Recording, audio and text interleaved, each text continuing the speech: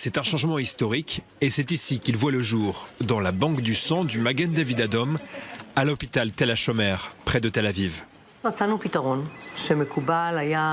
Nous avons trouvé ici une solution qui a été acceptée par les spécialistes des maladies infectieuses, par la communauté LGBT et par les ONG de lutte contre le sida. Désormais, les homosexuels pourront donner leur sang. À partir du mois d'avril, Israël deviendra ainsi l'un des seuls États au monde à autoriser les gays à donner leur sang sans condition. À l'inverse, la France et plusieurs autres pays occidentaux leur imposent une période d'1 an sans relation sexuelle. Un critère irréaliste aux yeux de beaucoup, mais nécessaire selon les ministères de la Santé, qui mettent en avant la proportion plus importante de personnes séropositives au sein de la communauté LGBT. En Israël pourtant, un autre système a été imaginé. À partir du sang donné, nous allons extraire, comme nous le faisons pour tout le monde, le plasma que nous congèlerons.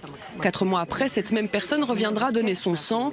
Si lors de ce deuxième don, le sang n'est infecté par aucune maladie, alors nous pourrons faire usage de celui qui a été congelé il y a 4 mois. Un double test donc pour permettre aux homosexuels de donner leur sang sans prendre de risques sanitaires.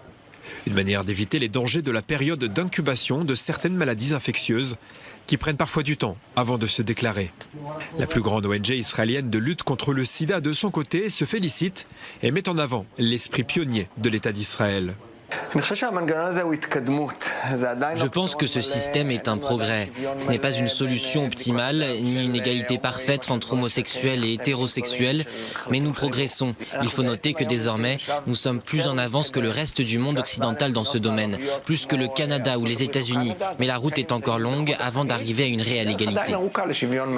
Au-delà du don du sang, les principaux acteurs de la santé publique sont conscients que le problème réel est avant tout la lutte contre le sida dans le pays.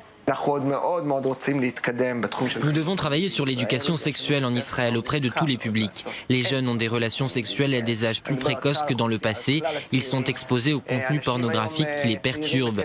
Nous devons nous investir dans ces sujets. À l'hôpital Tel HaShomer, on mise avant tout sur les progrès techniques. Une nouvelle technologie existe à l'étranger. Avec cette technologie, nous ajoutons un produit chimique dans le sang qui est donné. Si ce produit localise des cellules de maladies infectieuses, il les neutralise.